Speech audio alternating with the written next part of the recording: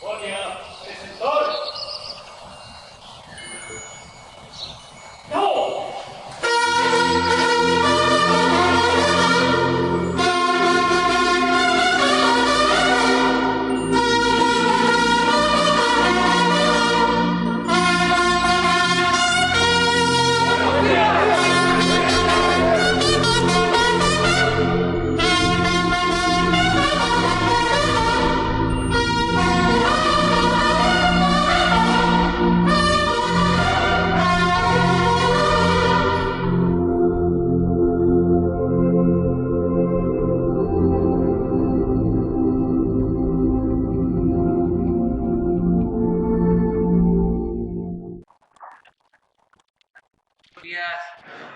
El día de hoy, que lo destinamos a informar sobre los casos de asesinatos a dirigentes sociales, a periodistas, y cómo estamos atendiéndolos para que toda la gente sepa que no hay impunidad en el gobierno, que el que comete un ilícito es castigado, que no se protege a nadie. Hemos avanzado mucho en las investigaciones sobre los periodistas en todos los casos. Ya hay órdenes de aprehensión, ya hay detenidos, pero no está ahora Rosa Isela, tiene COVID y por eso no se va a informar en este jueves sobre ese asunto. Vamos a informar de algo que consideramos muy importante, sobre todo que el pueblo de México sepa qué se está haciendo en el combate a las drogas, qué hemos hecho para combatir las drogas y de qué dimensiones es este problema y cómo todos debemos de ayudar para evitar que siga creciendo el consumo de estas drogas, sobre todo lo que ha significado en los últimos tiempos el cambio de las drogas, vamos a decir, naturales por las drogas sintéticas, que son más adictivas y desde luego muy dañinas, que causan fallecimientos, muertes. Entonces, no tratar estos asuntos con reservas, ocultarlos, sino informar, que se sepa bien, incluso para que no haya distorsiones. Es mucho mejor que todos estemos informados. Y una característica del gobierno que represento es la transparencia, el que todos sepamos, que no se oculten las cosas, el que nada debe, nada teme y que la vida pública sea cada vez más pública, ver todo. Y con esto también ayudamos a enfrentar la desinformación, el manejo calumnioso de medios de información vinculados a las mafias del poder económico y del poder político. Cuando hay información, no prosperan los rumores y se puede contrarrestar la máxima del AMPA del periodismo de que la calumnia cuando no mancha tizna. Entonces por eso vamos a informar sobre este tema y le pedí al general secretario que preparara todo un informe de modo que el general Sandoval va a informar sobre este tema. Terminando, abrimos para preguntas y respuestas. Adelante. Con su permiso, señor presidente. Bien, como ya lo mencionó el señor presidente, vamos a ver esta presentación sobre drogas tradicionales y sintéticas aquí en México, cuál ha sido nuestro esfuerzo. Y bueno, la intención también, como ya la citó el señor presidente, es informar a la ciudadanía de datos que son interesantes en cuanto a esta parte de drogas en nuestro país, que a veces es información que no se da pues tan público y habrá algunas cosas que también estén en el ámbito del secreto como una parte para pues evitar que ese mercado de drogas pues, no se reduzca y hay intereses en que al contrario vaya subiendo. Es lo que vamos a hacer. Y como adelante por favor, este es el índice de lo que vamos a ver, el contexto de las drogas en nuestro país, las drogas tradicionales que se producen en México, las drogas sintéticas, un comparativo de resultados entre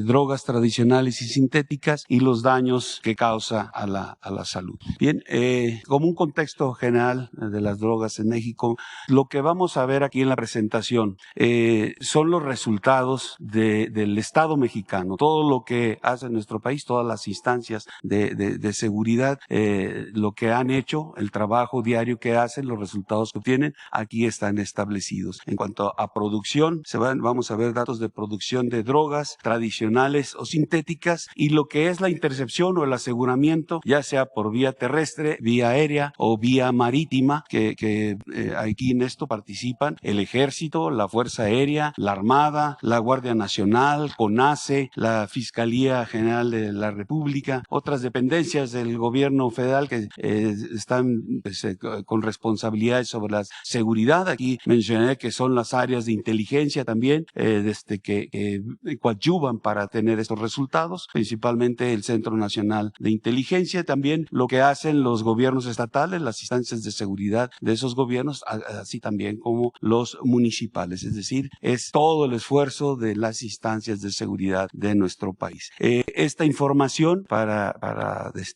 conocimiento es centralizada, es captada y procesada por el Centro Nacional de Planeación, Análisis e Información para el Combate a la Delincuencia Organizada, el CENAPI, que es un organismo dependiente de la Fiscalía General de la República. Ahí todos nosotros damos la información para que se reúna todo el esfuerzo nacional en una sola instancia que va dando seguimiento a todos estos resultados. Bien, también mencionamos que en la década de los 70s, ante el crecimiento de la demanda de drogas en Estados Unidos, pues se intensifican las actividades en nuestro país del cultivo y tráfico de marihuana y opio, principalmente en la parte norte, en lo que se llama el Triángulo Dorado. En los 80s empieza un incremento en el tráfico de cocaína a nivel mundial. Esta es la droga que empieza a tener una presencia importante y nuestro país no es ajeno a esto. También nos afecta como una medida para poder tener la posibilidad de interceptar, de asegurar todo ese tráfico. Se establecen como estrategia los puestos militares de seguridad o puestos de revisión donde se ubican las principales rutas donde se está moviendo esta droga. Posteriormente, en el 2009 se detecta un incremento de laboratorios clandestinos para la elaboración de drogas sintéticas, principalmente metanfetamina. En el 12 también hay un registro de un decremento en lo que es cultivo de marihuana. De alguna manera se puede identificar con tolerancia social y posterior legalización en los Estados Unidos de este enervante, provocando que las organizaciones delictivas migren de la producción a la producción de drogas sintéticas, principalmente metanfetaminas, y lo que es la marihuana quede con una producción menor, no con tanto interés para estas organizaciones, y más adelante vamos a ver los costos o los valores que pueden tener estas drogas, y de ahí pues que las organizaciones hayan derivado hacia la producción de estas drogas sintéticas. Y de manera general, pues las drogas afectan gravemente la salud física y mental de los consumidores, deteriorando su entorno social y familiar y generando altos índices de violencia. Adelante, por favor. Aquí tenemos dentro de lo que son las drogas tradicionales en nuestro país, lo que es la amapola, los cultivos de la amapola. De aquí, de estos cultivos, pasa a un proceso donde se obtiene el opio crudo. De ahí viene un segundo proceso donde se genera la morfina y también se procesa y sale la heroína. Estos son los productos que se obtienen de estos plantíos de amapola. Y de la marihuana, del plantío lleva un proceso lo ponen a secar y posteriormente a empaquetar para poder llegar al mercado ilícito de drogas a través de diferentes presentaciones. Adelante. Esto es lo que tenemos como esfuerzo nacional en lo que es destrucción de plantíos. En amapola, en la presente administración, llevamos 307,504 plantíos de amapola erradicados, que corresponden a 41,675 hectáreas. De estos plantíos, de estas hectáreas de amapola, estamos considerando que podrían haber construido, fabricado 42,630.7 millones de dosis que irían a lastimar a la sociedad mexicana. Y de marihuana llevamos 53,096 plantíos, 6,997 hectáreas, y las dosis que saldrían de esta enervante o de estos plantíos que se erradicaron son 4,138.2 millones de dosis. En total tenemos aquí 360,600 plantíos como el esfuerzo nacional, correspondiendo a 42 48.672 hectáreas. Si hacemos una comparación para darnos una idea de a qué corresponde estas hectáreas, aquí pusimos lo que es el Estadio Azteca. El Estadio Azteca tiene una superficie de 6.35 hectáreas. Quiere decir que para estas hectáreas que se erradicaron serían 7.636 estadios Azteca, lo que correspondería a lo que se erradicó. ¿Cuáles son los estados donde se produce este enervante? La amapola, Sinaloa, Durango, Chihuahua y Guerrero. Y en marihuana son Sinaloa, Durango, Chihuahua, son los mismos tres que están aquí en amapola, y se incorpora Jalisco y Nayarit. De tal manera que también sumando todas las dosis que pudieran haberse producido, son 46.768.9 millones de dosis que se evitaron que llegara a la sociedad. Y el valor de todo esto son 47.783.3 millones de pesos. Adelante, por favor. En cuanto a la situación actual del cultivo de marihuana y amapola, aquí tenemos en rojo la parte superior, las hectáreas de amapola que corresponden de diciembre del 2018 hasta este año, 41.675 hectáreas de amapola, y de marihuana 6.997 hectáreas. Aquí vemos muy gráficamente que la marihuana ha bajado su producción, está muy inferior a lo que se produce en amapola, o lo que hemos erradicado en amapola. Los números aquí 2020 fueron 12.428 hectáreas de amapola y de marihuana 2.913. Es una una comparativa donde nos hace ver que pues la marihuana ya no tiene la misma importancia quizá para las organizaciones delictivas. Y aquí vemos la tendencia que va siguiendo estos enervantes. Tenemos una reducción constante de estos plantíos. ¿Cuáles son los factores que van o que identificamos que influyen en esta reducción? Pues principalmente de marihuana, pues la legalización, la producción y consumo en 44 entidades de los Estados Unidos y Canadá. Lo que antes se producía aquí, que se iba hacia ambos países, pues ahora se produce en esos países y el mercado está en esos países. Entonces dejó de ser un enervante donde llame la importancia de las organizaciones delictivas. Y debido a eso, pues hay una migración, como ya se mencionó, de esas organizaciones delictivas a la producción de drogas sintéticas. Adelante, por favor. En cuanto a las drogas de origen natural interceptadas, ya sea vía aérea, vía marítima, vía terrestre, en cuanto al esfuerzo nacional, como mencioné, el esfuerzo o la participación de todas las instancias de seguridad de nuestro país. Tenemos un aseguramiento en esta administración de 604.343 kilogramos de marihuana, de 1.460 kilogramos de heroína y de 1.154 kilogramos de goma de opio. Son las drogas de origen natural. Aquí vemos las gráficas. Esto asegurado por vía aérea, terrestre o marítima, correspondería a 376.3 millones de dosis, y el valor de todo esto asegurado son 2.034.7 millones de pesos. Adelante, por favor. En cuanto a drogas de origen natural procedentes de Centro y Sudamérica, la anterior lámina es lo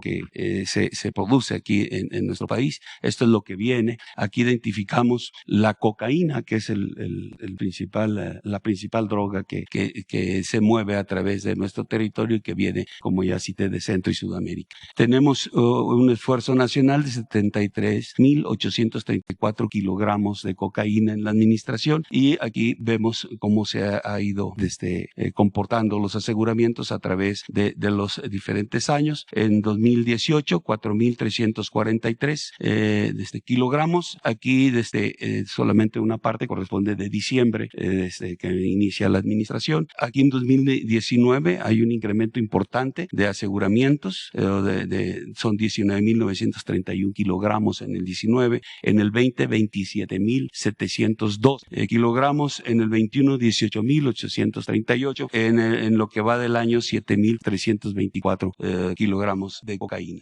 Las dosis que pudieran haber sido producidas por toda esta cocaína asegurada, por estos 73.834 kilogramos, serían 236.8 millones de dosis. Y el valor de todo esto son 19.000 1.503.5 millones de pesos. Adelante, por favor. En cuanto a drogas sintéticas, las drogas sintéticas requieren de los precursores para poderse elaborar y sustancias químicas. Son lo que es el fentanilo, anfetaminas y metanfetaminas y el LSD, que son el fentanilo sedante, las anfetaminas y metanfetaminas estimulantes y el LSD alucinógenos. Todo esto o todos esos precursores, sustancias químicas, vienen desde Asia y llegan a nuestro territorio vía marítima.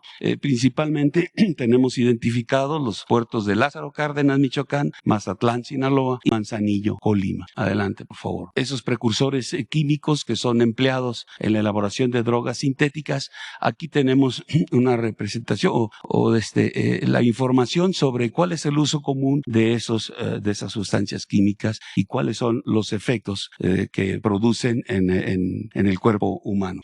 El ácido fenilacético, su uso común es para eliminar maleza. ¿Qué produce? ¿Cuáles son sus efectos? Alergias, insuficiencia renal crónica y problemas cardiovasculares. La acetona, su uso común es la fabricación de plásticos, fibras y medicamentos. ¿Cuáles son los efectos en el cuerpo humano? Envenenamiento e intoxicación. El ácido clorhídrico, su uso común es para limpiar impurezas de láminas de acero. Sus efectos son quemaduras, intoxicaciones, edema pulmonar y la muerte. El 1-fenil-2-propanona, su uso común de este químico es la fabricación de anfetaminas y metanfetaminas. Los efectos son hemorragias cerebrales y discapacidad temporal. Adelante, aquí tenemos otros más precursores químicos o químicos empleados en drogas sintéticas. La metilamina, su uso común es la elaboración de aditivos, de aceites lubricantes, explosivos y solventes. Efectos es la irritación, daños en la piel y envenenamiento.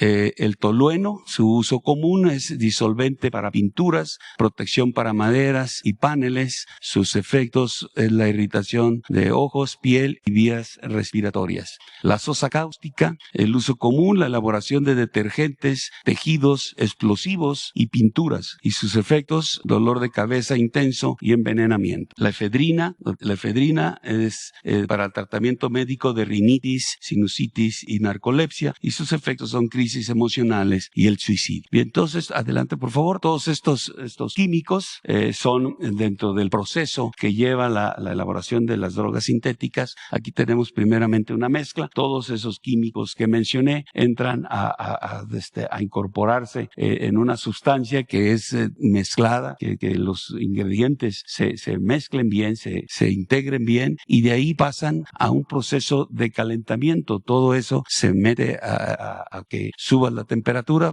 se puedan integrar esas sustancias químicas y posteriormente a eso viene la destilación de lo que se desarrolló ahí al poder calentar, se destila y tenemos posteriormente el producto que sale de esta destilación, lo ponen en reposo y para que pueda secarse. Adelante. Después de ese secado viene el colado y limpieza del producto para obtener finalmente las drogas sintéticas ya terminadas y para poderse mandar al mercado ilícito. Adelante, por favor. Aquí tenemos laboratorios clandestinos. Este es un video de lo que es un laboratorio. Vienen varias imágenes. Los laboratorios pueden ser acondicionados en espacios cerrados o abiertos en ciudades. Hemos localizado en partes muy pobladas laboratorios que hasta ponen en riesgo a la población que vive ahí alrededor. Entonces, estos son algunos ejemplos en el video de cómo se integran estos laboratorios. Lo que encontramos en todos ellos es precisamente las sustancias químicas con las que hacen el proceso de elaboración de las drogas sintéticas, los reactores para síntesis orgánicas para poder hacer los calentamientos y todo ese proceso que lleva, que ya mencioné, las centrifugadoras y el transporte de químicos, vehículos en los que llega toda la parte química y donde sacan ya los productos ya una vez elaborados. Adelante, por favor. En cuanto a lo que es el valor de producción de estas drogas sintéticas, en lo que hemos asegurado en la presente administración, tenemos 124 laboratorios de metanfetaminas y 3 laboratorios de heroína. Estos de metanfetamina metanfetaminas se han asegurado 24.409 kilogramos en esos laboratorios, que corresponderían a poder producir 24.4 millones de dosis. Los 3 laboratorios de heroína son 9.8 kilogramos de heroína, que se corresponderían a 492,000 dosis. Lo que tendría de valor todo esto que se ha asegurado en laboratorios son 7,036.9 millones de pesos. Aquí tenemos en la lámina desde los 127 laboratorios, los 104 de metanfetaminas y los 3 de heroína. Sinaloa hemos asegurado 54 laboratorios, en Michoacán 19, en Jalisco 14, en Durango 13, Baja California 9, Guerrero 5, Sonora 4, Querétaro 2, Guanajuato 2 y con 1 Morelos, Puebla, Hidalgo, Estado de México y Colima. También en estos, sin ser un laboratorio, se han asegurado 24 máquinas tableteadoras para confeccionar pastillas de fentanilo. No tenemos identificado en territorio nacional la elaboración o laboratorios para producir fentanilo. El fentanilo llega, como ya mencioné, de Asia, y aquí lo que se hace en esos espacios son producir las pastillas de fentanilo a través de estas máquinas tableteadoras. Adelante, por favor. Aquí, en cuanto a esfuerzo nacional de fentanilo y metanfetaminas, tenemos que se han asegurado 2,879 kilogramos de fentanilo y 13.5 millones de pastillas de este enervante. Y de metanfetaminas, 118,991 kilogramos. Si hacemos una comparación de lo que entre ambos, en fentanilo y metanfetaminas, aquí en fentanilo se podrían haber elaborado 2,892.5 millones de dosis con un valor de esta droga de 1,156.4 millones de pesos. Y de las dosis de metanfetaminas serían 118,991 dosis y un valor de 34,523 millones. Adelante, por favor. Esta es una comparación entre drogas tradicionales y drogas sintéticas. En drogas tradicionales tenemos las hectáreas de marihuana que se han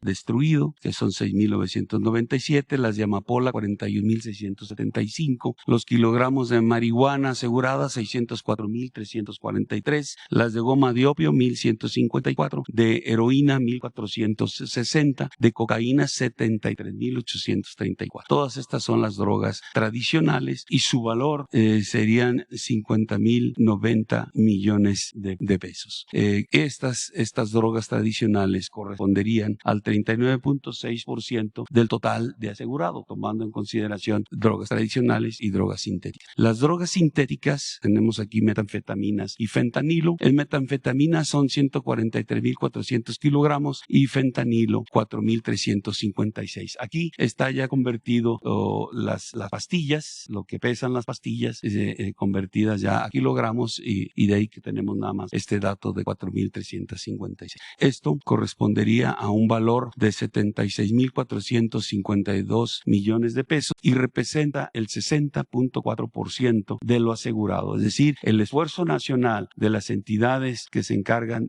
o responsables de la seguridad está centrado en estas drogas que tienen el mayor daño o que generan el mayor daño a la sociedad. Sin descuidar lo que son drogas tradicionales, el esfuerzo está centrado aquí porque es la parte que más daña a la sociedad. Las drogas sintéticas tienen una tendencia a la alza en su consumo debido a su rápida adicción, un menor esfuerzo de producción y transporte, así como las ganancias son mayores para los grupos delictivos. Adelante. Los daños a la salud. Aquí vamos a ver lo que son drogas tradicionales, cuáles son los daños, el nivel de adicción. En cuanto a la marihuana, podemos identificar que es un nivel de adicción leve que produce deterioro en la memoria, concentración y en la coordinación, aumenta la frecuencia cardíaca, daño pulmonar y psicosis. En cuanto a heroína, morfina y cocaína, es un nivel de adicción intermedio. Ahí, ¿qué daños produce para la salud del ser humano? Euforia y analgesia profunda,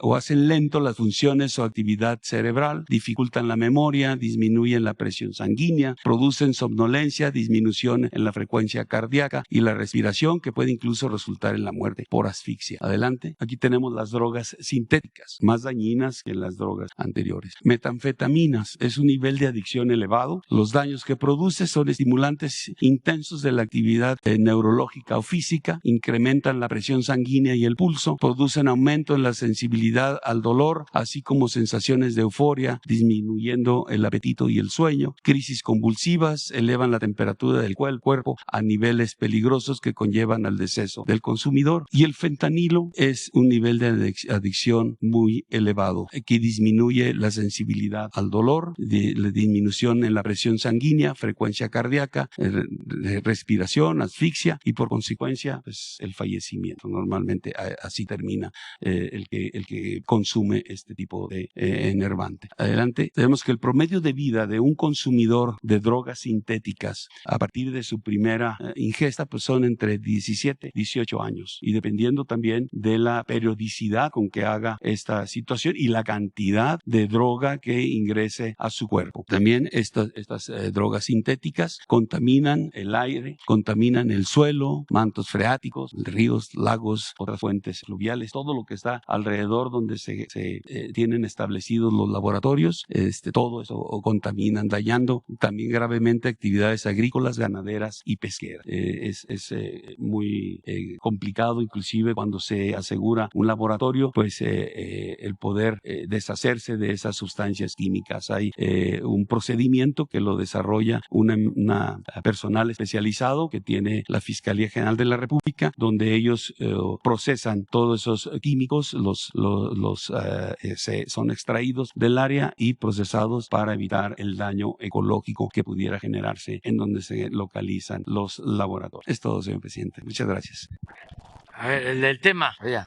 Luego, compañera. Buenos 1, días. 2, 3 y 4. Y la compañera, 5. Buenos días, señor presidente. Buenos días, secretario. Eduardo Esquivel Ancona, SDP Noticias. Yo le quisiera preguntar qué posibilidades hay de que se pueda la amapola legalizar su cultivo, pero no para sacar heroína, sino para la morfina. Actualmente tenemos un déficit de morfina para los enfermos de terminales y esto podría ser, lo tenemos que importar la morfina y hay gente que se muere de dolor, mucha gente, eso lo tenemos desde hace años.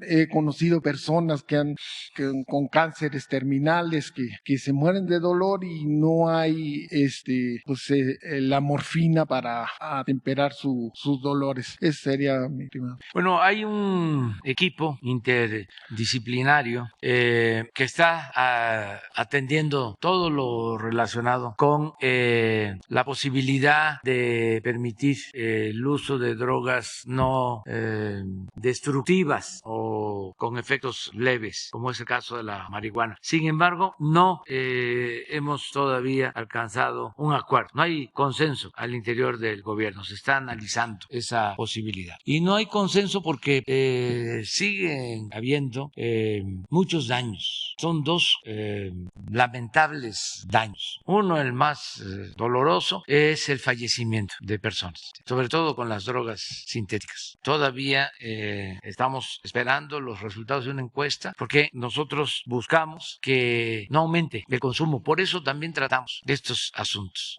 así, abiertamente. Porque si no, todo se maneja en series de Netflix, donde hasta se pintan mundos color de rosa, bandas de delincuentes, de narcotraficantes, con actores, hombres, mujeres guapas, residencias, carros últimos modelos, alhajas, ropas de marca, poder de cómo someten autoridades y ese mundo, ¿no?, de las series. Pero no se conoce esto, me duele mucho, la destrucción, sobre todo a jóvenes. Y estamos hablando de miles de fallecimientos. En Estados Unidos es un problema grave, sobre todo por la pérdida de jóvenes. Entonces, por eso queremos atender las causas, atender a los jóvenes, el que nadie se sienta sin posibilidad de ser feliz sin utilizar las drogas y que se informe sobre la felicidad si es que se produce con el uso de las drogas, que se trata de una felicidad efímera, ¿no?, pasajera, transitoria, que luego se convierte en infelicidad y que genera muchos daños al que usa las drogas y a los familiares. familiares. Es muy doloroso todo eso. Entonces, primero, tomar en cuenta que no queremos más incremento al consumo de las drogas en la juventud y que tenemos que buscar opciones alternativas a los jóvenes que tengan oportunidades para ser felices de otra forma. Y lo segundo, que también es muy grave, es que por esto tenemos mucha violencia en nuestro país. El 75% de los homicidios tienen que ver con este comercio. 75% de los homicidios. Si ayer perdieron la vida, como desgraciadamente sucedió, 91 personas, hubieron 91 homicidios, 75% vinculado al crimen organizado, de confrontación de bandas por esta situación. Entonces, sí vamos a seguir porque no tenemos nada que nos limite para buscar lo que más convenga al pueblo de México. Estamos abiertos a buscar opciones alternativas, pero siempre pensando en el bienestar de la gente, en la vida. Entonces, estamos trabajando en eso, porque ya, como ustedes saben, hay proyectos para la industrialización de drogas y demás, y hay hasta empresas, pero nosotros no podemos irnos por ese camino. Hasta nos hablan de aumento en la recaudación, como si lo que importara fuese el dinero y no la vida. Entonces, sí estamos analizando eso, pero vamos poco a poco. Esto sería para una forma de medicamento. Sí, sí, pero hay muchas distorsiones. Por ejemplo, toda esa droga sintética llega encubierta con solicitudes de laboratorios que supuestamente las van a usar para fines médicos, pero no sucede así. Se han decomisado drogas sintéticas que van a laboratorios, incluso son rutas supuestamente para ir entregando estas sustancias en distintas partes, ¿no? En distintas regiones del país, y no hay ningún laboratorio, no existen, son casas de particulares. Entonces vamos a seguir tratando el asunto. No hay una decisión tomada en cuanto a decir no se va a permitir nada de esto. Estamos analizando lo que más conviene, lo que más nos convenga. En una segunda pregunta, el pasado lunes, unas personas de la organización Greenpeace se encadenaron a la maquinaria y ellos dicen que no hay el Tren Maya en esa zona, en el tramo 5, no tiene lo de impacto ambiental. Yo no sé si lo tenga, esa sería mi pregunta, pero a mí me llama mucho la atención porque mi hermana y un tío mío desde los años 80 fueron a vivir a Cancún con esa migración que hubo por ese desarrollo económico, y cuando iba a visitar a mi hermana, enfrente de su casa había cenotes y los íbamos a ver ahí en Cancún, y años después edificaron y ya no estaban los cenotes. Bueno, sí estaban, pero estaban abajo de la edificación, entonces no había ningún problema, no estaban los de Greenpeace para protestar por esto. Luego vino Calica, hubo protestas de la gente de allá, y el único medio que en esos años que decía de las protestas era La Jornada, pero todos los demás medios de comunicación nadie decía nada. Ellos aprendieron el SASCAP, también se aventaron una lucha para que lo que se llamaba el ombligo verde en Cancún no se edificara y se conservara y fue un triunfo de la gente de Cancún que se organizaron, pero eso nunca los ayudaron, no hubo artistas, no hubo era la gente. Y aquí el Tren Maya, hay mucha gente, las comunidades que no de los pueblos originarios no están en contra del Tren Maya. Ya se hizo una consulta y me da mucho que ver que la senadora Lili Telles no sepa que ya se hizo esa consulta, porque está pidiendo que otra consulta y no sé qué tanto. Y también, ya por último, para no me han hablado unos empresarios, pequeños empresarios de ahí, y dice que si se hace debidamente con los puentes donde va a pasar el Tren Maya, va a ser una cosa muy buena, y que sí hay que ver el desarrollo de lo hotelero y de las granjas porcinas porcinas, que se detenga ese sí es un deterioro muy fuerte, porque destruyen hasta con dinamita para hacer los edificios y los hoteles y las grandes porcinas sí contaminan mucho. Y sí hay un deterioro, y además la explotación de las maderas preciosas no es ahorita que se está dando, y no es con el Tren Maya, sino lleva desde el siglo XIX, XVIII, venían los barcos de Europa para el palo de tinte, el palo de Campeche, porque es un tinte que para los reyes, y entonces da una coloración muy elegante, muy bonita. Entonces por eso venían todos los barcos, y la caoba y todos esos árboles, esos fue mucho, y el árbol de Chicozapote, donde se saca el chicle, que ya no, el chicle que hay actualmente ya no es de esa zona. Entonces sería mi pregunta: si hay de impacto ambiental para el Tren Maya. Sí, y además hay consulta, y lo que tú dices, la mayoría de la gente está a favor. Hace como 2 años, en un desfile, por ahí debe de estar la foto, en Felipe Carrillo Puerto, unos niños llevaban un Tren Maya de cartón en el desfile. A ver si por ahí logramos encontrar. Hace como 2 o 3 años, cuando empezamos a hablar. Esto es distinto. Esto, la supuesta oposición en favor del medio ambiente, pues tiene que ver con el conservadurismo. No olviden que los conservadores, además de ser autoritarios y corruptos, su verdadera doctrina es la hipocresía, la doble moral. Miren, esto es de Felipe Carrillo Puerto, un 20 de noviembre, yo creo que del 19. Los ejidatarios de Carrillo Puerto, por unanimidad, aprobaron. ¿Saben cuántas hectáreas tienen? Ahí sí, de monte alto y de selva, 100,000 hectáreas. Aprobaron vender, creo que 1,200 hectáreas para el aeropuerto, porque ayer hablaba yo de que el ejido más cercano a Tulum, que pertenece al municipio de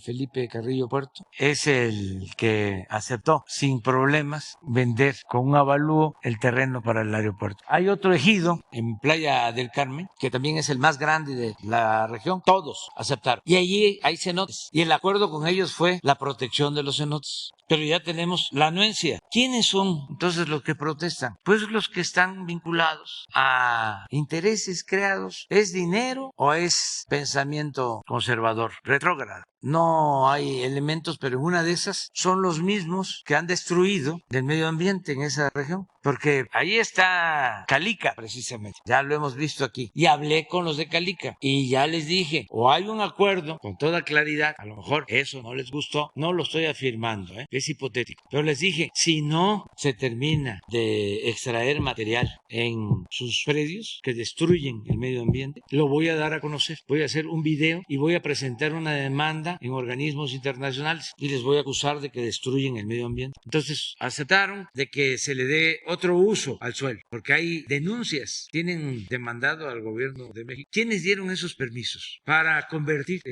esos terrenos en bancos de material? Se llevan la grava para las carreteras de Estados Unidos. ¿Quién dio el permiso? La señora Julia Carabias. Creo que la nombraron hasta, le dieron la medalla Belisario Domínguez. El Caribe. Aquí junto está otro centro, Xcaret, que también hicieron ríos subterráneos. Tienen un proyecto, lo de Xcaret, cerca de Chichén Itzá, por Valladolid. Unieron cenotes para hacer ríos subterráneos. Nadie dijo nada. Greenpeace, ¿dónde estaba? Pues todas estas asociaciones, son muy pocas realmente las asociaciones que de manera independiente se preocupan por la naturaleza. La mayor parte de estas asociaciones, no solo en México, en el mundo, viven de administrar la destrucción del medio ambiente, aunque parezca increíble. Pues todo esto que se ve es extracción de material. 2,451 hectáreas. ¿Cuánto es lo que supuestamente va a utilizar el Tren Maya en este tramo? Ni 100 hectáreas. Y no es selva, son acahuales, son las partes de atrás, ya, no cerca de la zona de playa. Pero eso es por hablar de 2 temas. Imagínense cuando Fox, a 5 minutos del actual aeropuerto de Cancún, vendió Fonatur a 7 pesos el metro cuadrado, 300 hectáreas de manglares. ¿Sí o no? ¿Quién dijo algo? Ni lo que vale un metro de esta alfombra. son unos falsarios. Entonces, no van a prosperar porque el pueblo es mucha pieza y ellos piensan que es el tiempo de antes. A ver, convocamos a 10 artistas famosos y decimos de que se está destruyendo la selva y no al Tren Maya. Y ya con eso, paramos la obra. Y si eso lo apoyamos en campañas de medios de información, de la mayoría de los medios conservadores y de periodistas famosos como Loret de Mola, que todavía me está pidiendo explicación que por qué mi hijo se enriqueció, debería de pedírsela a él, pero yo podría decirle que mi hijo, en comparación a la fortuna de Loret de Mola, es muy modesto. Loret de Mola no ha explicado cómo obtuvo 13 departamentos. Yo también no le llego. Es más, si quiere le cambio lo que tengo por lo que él tiene. ¿De dónde ha sacado tanto? ¿Quién pompó? 13 departamentos. La Ciudad de México es una inmobiliaria. Nada más que no hay investigación periodística, pero sería bueno saber dónde están los departamentos y cuánto valen. Y eso nada más en México. Que habría que ver las casas de descanso, las casas de campo y los departamentos en el extranjero, y que nos diga si es cierto que tiene un departamento en una casa cercano a una casa de Genaro García Luna, y que nos diga también, igual que Calderón, cuál era su relación con García Luna. Es muy interesante todo esto, porque si no tuviésemos autoridad moral, no hacemos nada, no avanzamos, porque es una mafia y no quieren dejar de robar. Les molesta, es que es una adicción. La corrupción es como la droga, son adictos al dinero. Entonces es su Dios el dinero. No pueden vivir sin estar pensando en lo material y no tienen llenadera, porque bueno, a ver, es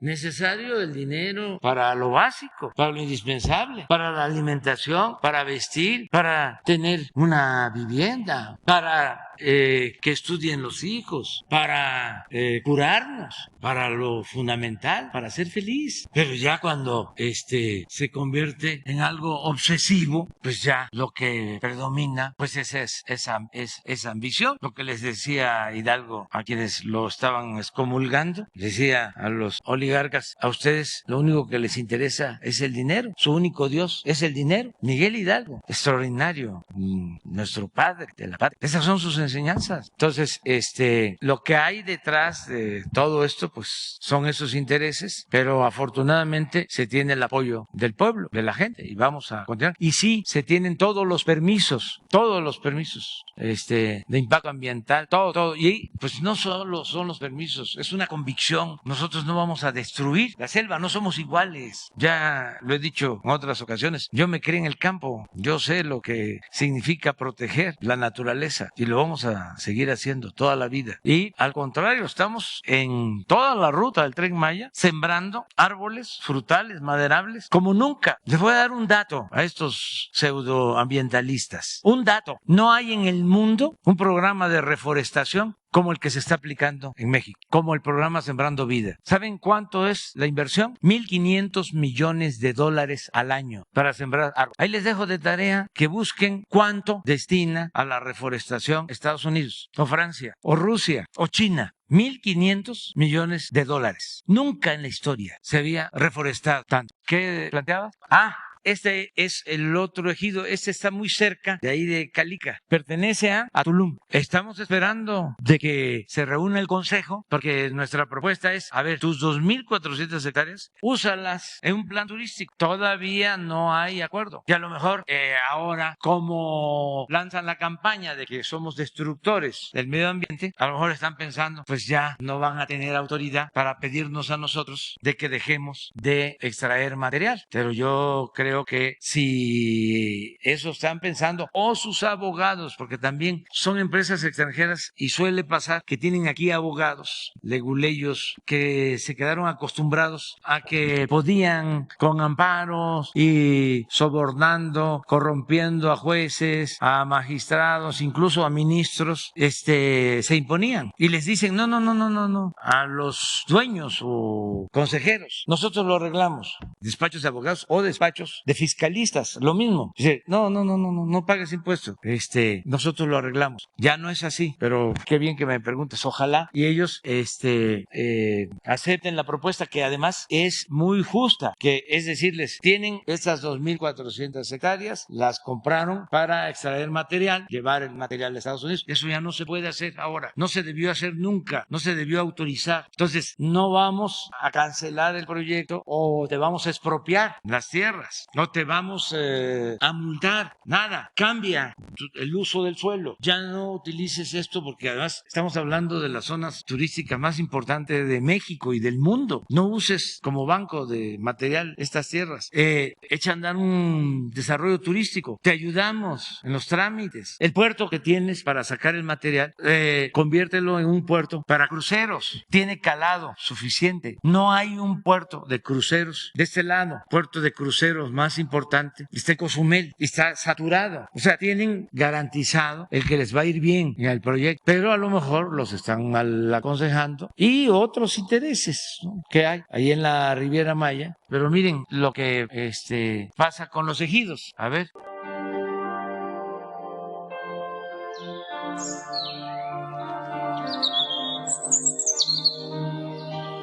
Los cenotes, pues le damos mucho aprecio, valor, porque son dados por la naturaleza, no son fabricados. Entonces lo cuidamos. Aquí nacimos, aquí andamos y somos parte de la naturaleza. La obra del Tren Maya se van a hacer alejados de los cenotes, van a estar en las áreas elevadas. No va a pasar acá. Aquí de los cenotes donde está el famoso cenote Dos Ojos, Parque Dos Ojos, va a pasar como a unos 3 kilómetros más hacia atrás, donde sin duda no nos va a afectar. Lejos de donde nosotros estamos, donde va a pasar el tren, no va a pasar encima de los cenotes para que nos dañe. Tenemos elegido que son cenotes muy importantes.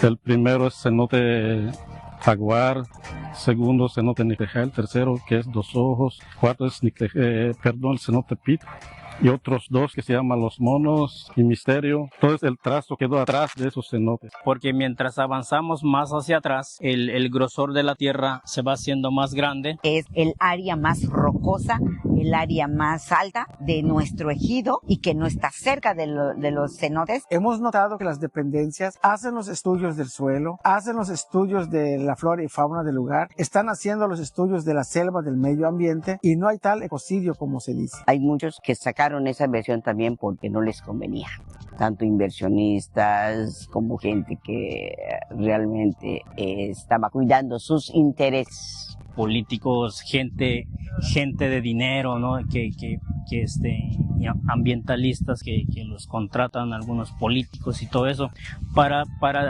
dar un mal informe. Es que ellos no están en el lugar, no viven en el lugar, tanto artistas, inversionistas, les gusta el chisme.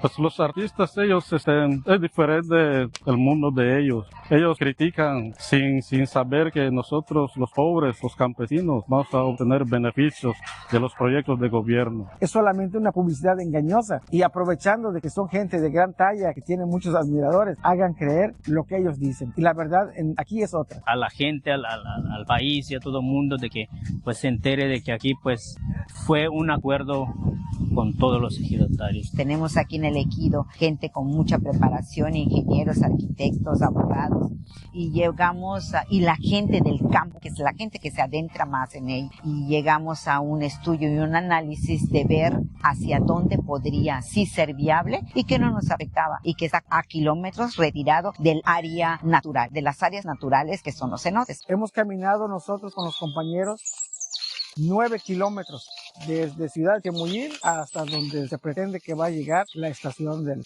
tren. Físicamente entramos con los topógrafos para abrir el trazo, para checar el trazo. Fueron como unos 2 meses de diálogo, mesas de trabajo. No hubo nada de imposición. Aquí la gente se tomó el acuerdo y tomó esa decisión. Los ejidatarios fueron los que decidieron para ese proyecto. No nos negamos a que haya un tren porque se está beneficiando el pueblo. A mí me da mucho mucho gusto y satisfacción de saber que es una empresa netamente de los mexicanos, de nosotros, que los recursos que genere, que lo que vaya a conllevar el desarrollo es de la nación, es de nosotros. Que seamos los primeros que vamos a ver que pase el tren por acá y viajemos en ello. Vamos, súbete al tren. Súbete al tren. Súbete al tren.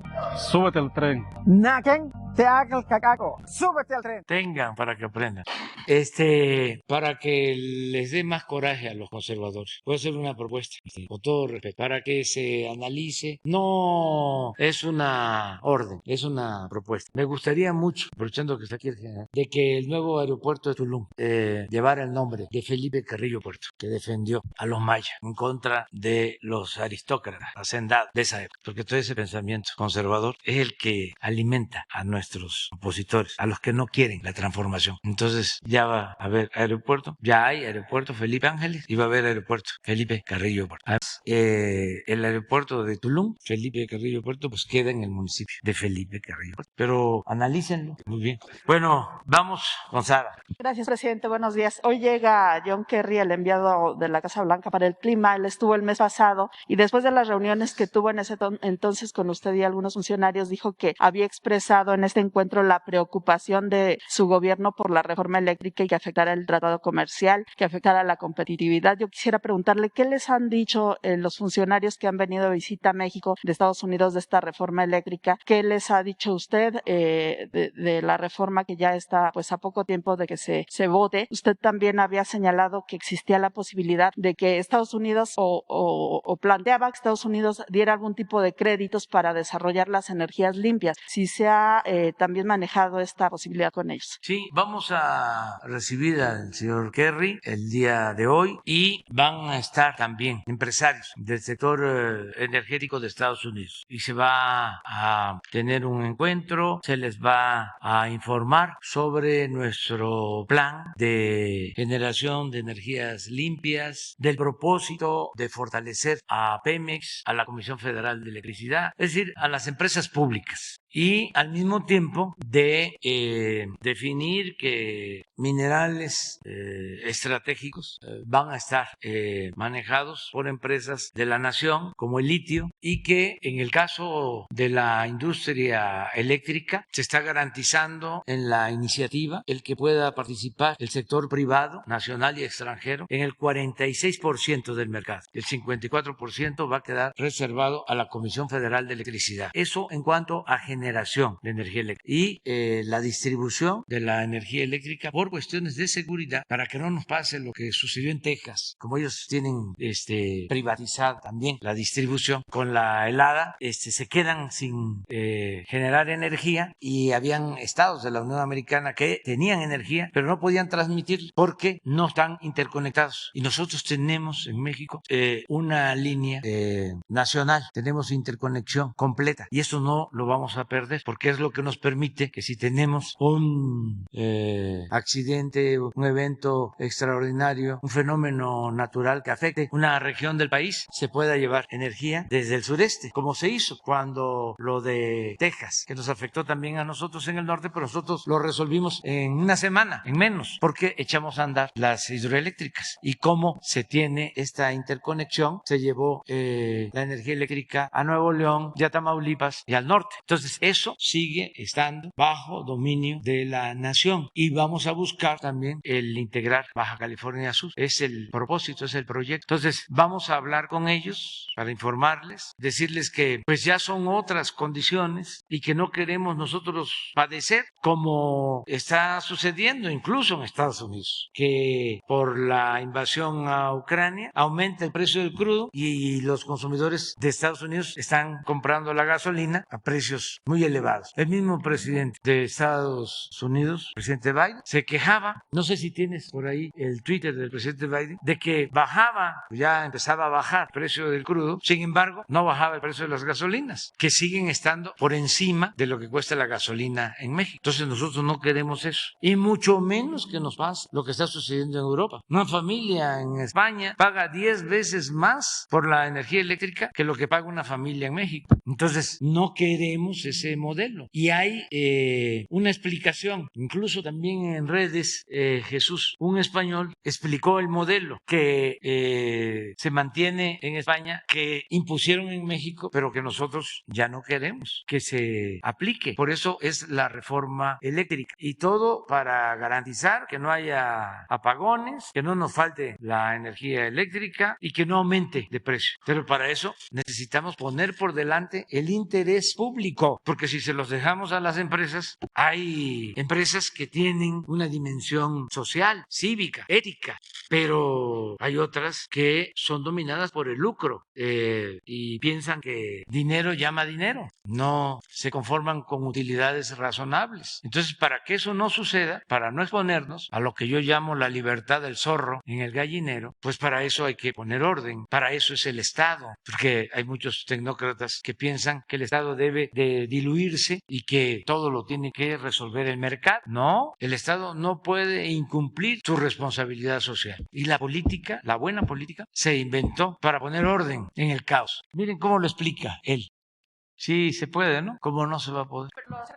Entonces van a estar empresarios del sector energético ahora en México que tienen inversiones y que quieren también invertir en México. Hay muchísimas posibilidades de inversión. Ahora con la crisis, por ejemplo, de los incrementos en el precio del gas, ¿cómo ayuda Estados Unidos o América, en especial América del Norte, a los países europeos con gas para que no dependan solo de Rusia? Porque España no tiene gas. Ayer lo decía muy bien Alberto. Las empresas españolas venden gas, Repsol, pero porque compran gas en Perú y lo venden en otro país. Pero España no tiene gas. La mayor parte de los países europeos no tienen gas. Entonces, Alemania depende del gas de Rusia. Entonces, ¿cómo se resuelve el que no se dependa solo de un país o de una región? Bueno, se necesita invertir, se necesitan nuevas tecnologías. En Estados Unidos deben de haber cuando mucho 8 plantas de licuefacción. Estas plantas son las que permiten congelar el gas para poderlo transportar, llevarlo a otras plantas. Se transportan en barcos, se transporta el gas en barco congelado y se regasifica en otras plantas, vuelve ya a ser utilizado. Pero esos procesos se tienen que desarrollar y no hay, en el Pacífico creo que no hay ninguna planta de licuefacción. Y en la que van a hacer, la de Sempra, la que se va a hacer, la planta de licuefacción en Ensenada, es la única. Y en el Golfo, en Estados Unidos, deben de ser cuando mucho 6, pero no son suficientes. Entonces, ¿qué posibilidades de inversión hay? Nosotros tenemos gas excedente por esa compra que hicieron con los gasoductos, por ese negocio bueno para empresas y muy malo para la nación. Pero bueno, ya tenemos gas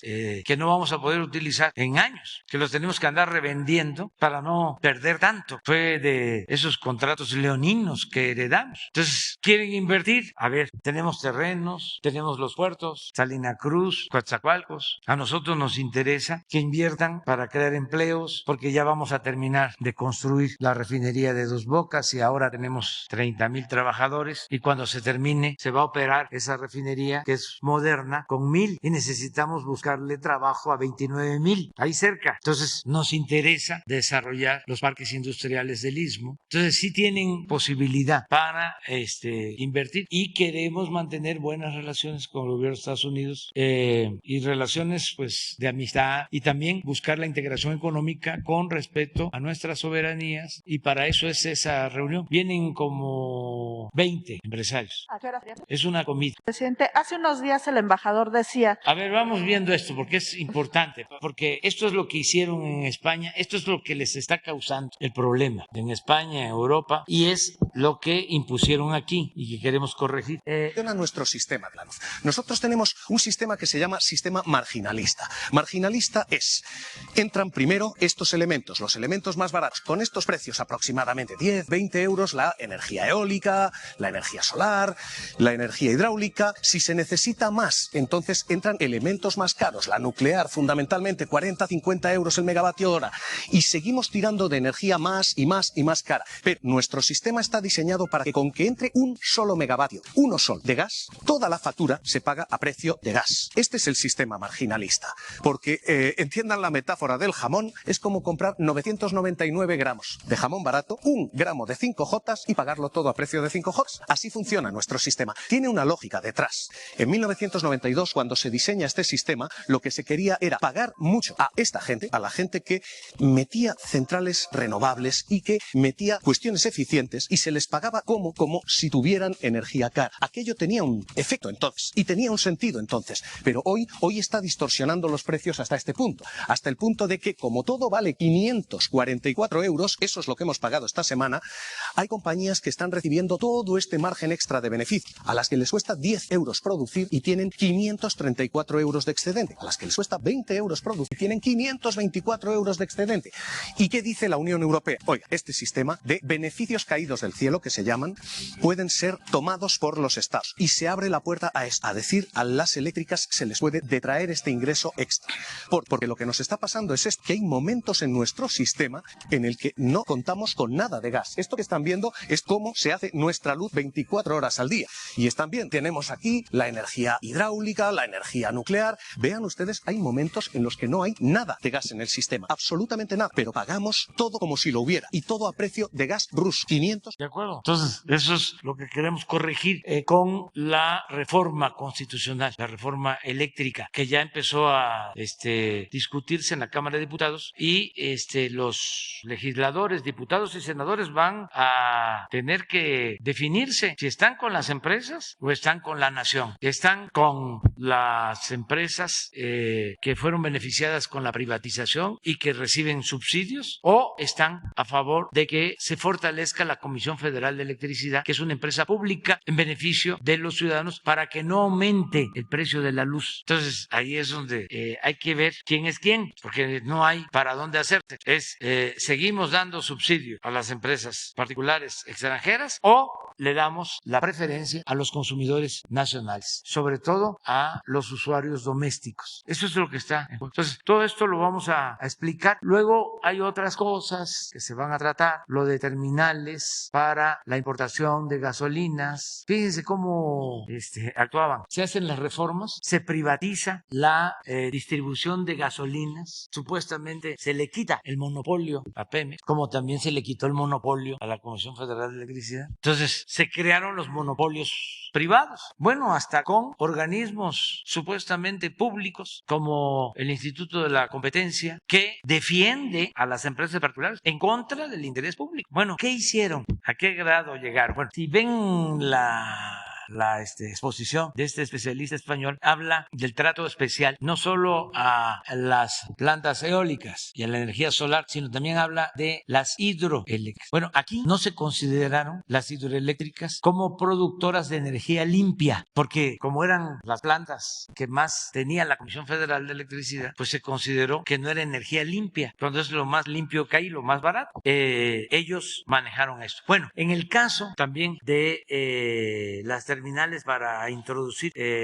gasolina, muchas plantas, y esa es una queja que tienen, y vamos a aclararse el día de hoy, se hicieron sin permiso. Fíjense hasta dónde llegaba la prepotencia y el dominio. ¿Cómo voy a hacer yo una terminal sin pedir un permiso? ¿Qué se creían? Entonces hicieron la terminal y ahora quieren que se las regularicemos, porque se sentían los dueños de México. Lo mismo, el llamado autoabasto. Es ilegal. Hay una resolución de la Suprema Corte de Justicia y quieren que se les mantenga el autoabasto. Pues no, ¿cómo vamos nosotros a violar la ley? Afortunadamente, el señor Kerry, el embajador Ken Salazar, han ayudado mucho, y también empresarios que están dispuestos a que se llegue a acuerdos, a regularizar su situación. Hay terminales que tienen permiso, pero que se clausuraron porque se comprobó que se utilizaban para meter combustible de contrabando y vendían huachicol. y empresas famosas. Entonces, así no. Es como el caso de los empresarios españoles, lo que hablábamos ayer. Pausa. Espérate, primo hermano. Ya no es lo mismo. Nos vamos a entender, no va a haber problema, pero tienes que respetar, tienes que aprender a respetar. Y claro que queremos inversión particular, nacional y extranjera, pero no de esa manera, no de esa forma. Entonces, yo espero que sea una muy buena reunión porque vamos nosotros a buscar acuerdos. No estamos en una postura intransigente. Queremos llevar buenas relaciones con el gobierno de Estados Unidos y con los empresarios de Estados Unidos y con todos los empresarios nacionales y extranjeros. Decía el embajador que lo que ellos querían es que las actuales empresas que ya tienen contratos se les mantuvieran las condiciones. Esto definitivamente entiendo, no sería así, no sería posible. Tendrían que modificarlo. Si tienen permiso, sí. Los contratos actuales. Ah, sí, siempre y cuando se cumpla con los contratos. Pero, por ejemplo, estas de autoabasto se tendrían que... Es que esas son ilegales. Cambiar. Esas no se pueden, porque hay una resolución de la Suprema Corte. O sea, aprobada la reforma, tendrían que cambiar las condiciones de los contratos, si es que se aprueba la reforma. Pero además ya desde ahora ya no se puede lo del autoabasto. O sea, ¿cómo es posible que sea ilegal el autoabasto y quienes no tienen una planta que genere energía eléctrica se asocia, se convierte en accionista de Iberdrola y ya por eso va a entrar en el esquema de autoabasto recibiendo subsidio en la energía eléctrica, algo que no se hace con los usuarios domésticos. Entonces, pues vamos a que los 54 millones de usuarios domésticos constituyan una empresa de autoabasto y ya no paguen todo lo que establecen las tarifas. Eso no, o sea, nada que sea ilegal, pero si ya tienen permiso, se les va a garantizar. Incluso, ayer hablamos de eso, y lo adelanto, si están clausuradas porque hubo contrabando y demás, pero tienen permiso, se les va a dar la oportunidad. Que se abran con el acuerdo de que no se permite contrabando ni se permite el huachicol y que si se vuelve a cometer un ilícito, si hay reincidencia, se le cancela el permiso. O sea, es nada más el acuerdo de que se va a actuar con legalidad y sí va a ser importante. No sé qué tenías ahí. A ver, pon. Es que el presidente Biden coincide con nosotros en estos temas. Mire, el tweet es... Aquí está la traducción.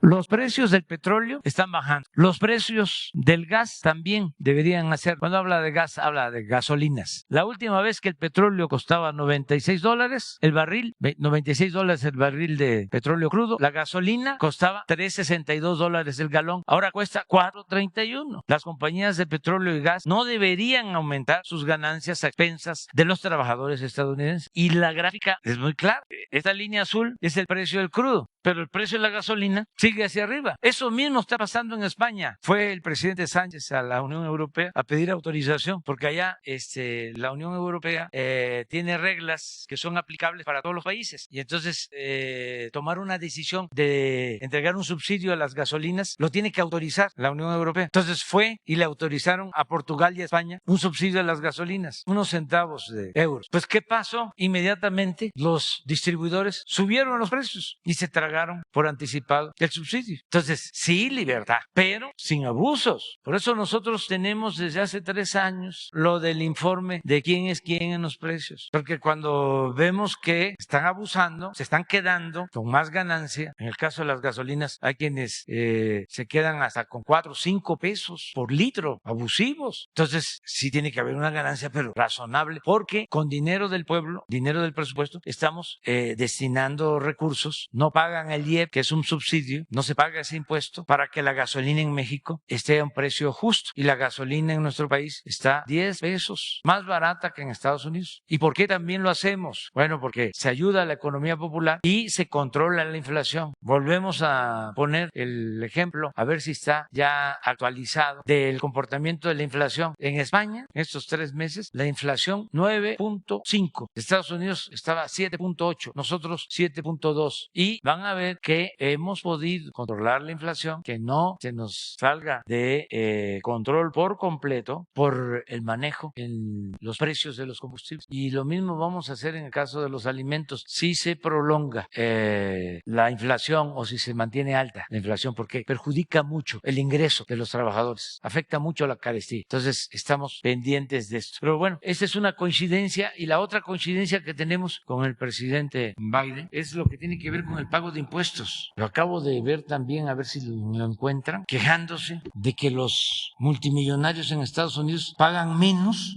que los ciudadanos de clase media y que los trabajadores. Dicho por el presidente Biden hace 5 días. Aquí eso se está corrigiendo, ya no hay esos privilegios fiscales. Entonces por eso también están muy enojados, no todos, pero algunos que estaban mal acostumbrados y son muy ventajosos. Ahí tienen que ir poco a poco entendiendo los nuevos cambios. Y aprovecho para hacer un llamado a los radiodifusores, en especial los del Distrito Federal. Bueno, la Ciudad de México ya no es México, Distrito Federal, diría Chava Flores. La Ciudad de México están completamente ladeados, o sea, nada más están de un lado, no hay equilibrio. Todas las estaciones de radio en contra de nosotros, de Busca, Le Cambia, y todos los conductores de radio, hombres y mujeres, en contra. No hay quienes puedan defender alguno de los planteamientos nuestros, pero un desequilibrio total, no hay objetividad, no hay profesionalismo, son completamente tendenciosos. A lo mejor los dueños no lo saben, nos suceden como cuando ordenan los represores que un policía le dé un macanazo a uno y el policía le da 3. A lo mejor están dando la orden, aprieten, aprieten, pero no ahorquen. Y estos están ya ahora desatados. Es que yo salgo a veces que voy a caminar y voy escuchando la radio porque pues tengo esa costumbre. Ya los jóvenes ya se informan de otra manera, ya no ven la televisión, ya no escuchan la radio, pero nosotros sí, todavía incluso leemos periódicos. Pero es impresionante la campaña. Entonces, muy fraternamente, ¿no? Una revisión, porque no hay ningún contrapeso. Todos en contra. Aquí está, pero aquí no. Así hay traducción. ¿De cuándo es? 28 de marzo, del presidente Biden. Esto es para que, sobre todo los fifís, no piensen que es un asunto nada más nuestro, lo que es porque somos populistas. Miren lo que dice el presidente Biden. En este momento, los multimillonarios pagan una tasa promedio del 8% sobre sus ingresos totales. Un bombero o un maestro paga el doble. Mi propuesta contiene un impuesto mínimo sobre la renta para multimillonarios, un impuesto mínimo del 20%. Que solo se aplica a la centésima parte superior del 1% de los hogares estadounidenses, es decir, hasta la punta de la pirámide. Eso es lo que plantea. Presidente, solo le quiero preguntar sobre el tema de las exportaciones petroleras, ahora que lo mencionaba, porque en febrero subieron un 11% comparado con enero, esto es 925,000 barriles. Y en diciembre el director de Pemex, Octavio Romero, había dicho que se iban a bajar a algo así como drásticamente a 430,000 millones de barriles. Saber si se ha decidido por ahora posponer este plan de reducción en las exportaciones para aprovechar los altos precios del petróleo y también porque no se ha logrado del todo pues aumentar a más de 800,000 barriles la refinación. Si por ahora se va a posponer este plan para bajar las exportaciones y también saber si Estados Unidos le ha pedido que se incrementen las exportaciones de petróleo a ese país. Bueno, lo último no ha habido una solicitud de incremento de producción, pero lo primero que planteas, sí estamos manteniendo un plan, echamos a andar, un plan emergente, porque el precio del crudo está alto y nosotros estamos en proceso de modernización de las refinerías, entonces estamos aprovechando ahora que el precio está alto para dedicar más recursos y tiempo a la rehabilitación de las plantas. Entonces, por eso, de cerca de 1 millón de barriles diarios procesados en las refinerías, va a disminuir a 850,000, porque estamos aprovechando para rehabilitarlas, tenerlas completamente modernizadas, funcionando. Ya tenemos ahora refinerías como por ejemplo la de Tula, que la tenemos operando al 85% de su capacidad y le encontramos al 45%. O sea, pero nos falta. Entonces, ahora que el precio está alto, estamos aprovechando para terminar de rehabilitarlas y que avance la construcción y tener la construcción de la refinería de Dos Bocas y avanzar más en la coquizadora de Tula. Y no descartamos, estamos a punto de resolver lo de la construcción de una nueva coquizadora en Salina Cruz, porque queremos, como lo ofrecimos para el año próximo, ser autosuficientes en gasolinas y en diésel. Ya somos autosuficientes en diésel, pero sí estamos aprovechando, vamos a decir, esta circunstancia especial. Eso lo podemos hacer porque Pemex es una empresa pública. Si fuese una empresa privada, en vez de beneficiarnos, ¿sí?, estaríamos pagando más cara la gasolina. Ahora, con lo que estamos obteniendo de excedente por los precios altos del crudo, nos alcanza para el subsidio a las gasolinas, que no aumentan las gasolinas en México, no le hace que tengamos que vender gasolina a nuestros amigos vecinos de Estados Unidos, nos está aumentando el consumo, no le hace, nos alcanza para vender más barata a nosotros la gasolina que como se vende en Estados Unidos, nos alcanza el subsidio que estamos destinando, nos sobra, es decir, de todas maneras tenemos utilidad y esa utilidad la vamos a dividir, porque una parte es para los estados, porque es un ingreso participable. Esto significa que si se estableció un precio de petróleo crudo en la ley de ingresos aprobada y es mayor el precio, si hay un excedente, se divide y se entrega a los estados. Ahora que estuvieron los gobernadores de de Nuevo León y de Jalisco, se les informó que aproximadamente van a tener incrementos en participaciones Nuevo León y Jalisco de 10,000 millones de pesos con relación al año pasado. ¿Se sabe de cuánto sería el total para todos los estados? Es un aumento considerable en las participaciones. Van a tener más presupuestos. 10,000 cada uno, de 8 a 10,000 millones de pesos adicionales con relación al año pasado. Ya terminamos, ¿no? Ya Nada me quiero más, ir pero ya entonces se van a mantener las exportaciones altas. Vamos a nuestra ración. La exportación ¿Saben ustedes cuánto es la mantendría? ración para un miembro de las Fuerzas Armadas? ¿Cuánto es, general? 60 pesos, desayuno, comida y cena. 60 pesos. Yo cuando voy a las zonas militares, pues hago uso también de mi pensión, de mi ración. Como pues no voy diario, tengo ahí ahorros. 60 pesos. Acaba de subir, era 55 la ración. Desayuno, comida y cena por elemento de las Fuerzas Armadas. Los que manejan todo lo relacionado con los alimentos en la Secretaría de la Defensa hacen milagros, bueno, como lo hacen todas las familias, ¿no?, que estiran el presupuesto y le rinde, que son las mejores economistas y economistas los hombres y mujeres.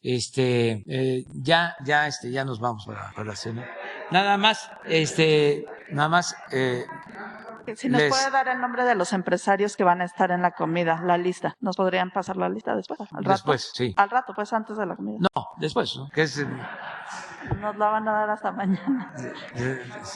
Sí, vamos, mañana vamos a seguir todos los días. Déjenme presumirles algo que tiene que ver con nuestro país, con lo importante que es México y nuestro pueblo, con la grandeza de México. ¿Por qué no pones cómo estamos con relación al dólar? ¿Cómo está el peso? ¿Saben ustedes que desde que estamos, no solo no se ha devaluado el peso, se ha fortalecido nuestra moneda, como en pocos países del mundo se ha apreciado? Y eso es muy bueno. En los mejores momentos de la economía nacional se tenían dos cosas buenas y una regular. Ahora nosotros tenemos dos buenas y una regular también. ¿Cuánto está? 19.94, menos de 20. Cuando llegamos estaba arriba de 20. 20.48.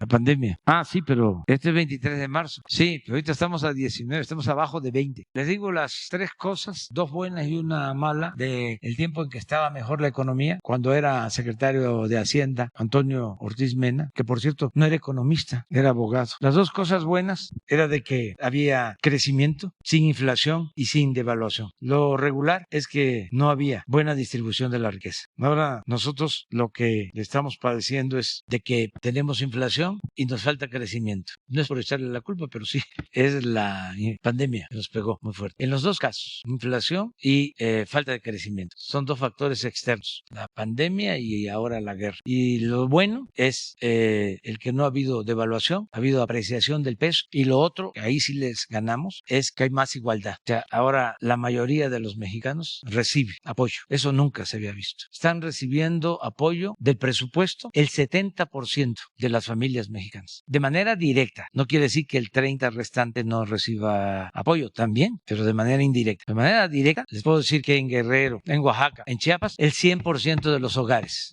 recibe cuando menos un apoyo del presupuesto público. Eso no pasaba. Y esto nos da mucha estabilidad, mucha estabilidad, el que no haya devaluación. Pensaban nuestros adversarios de que se iba a ir el dólar, ¿no?, a las nubes con relación al peso, y no, afortunadamente van bien las cosas. Bueno, nos vemos, quedamos. ¿De cuándo?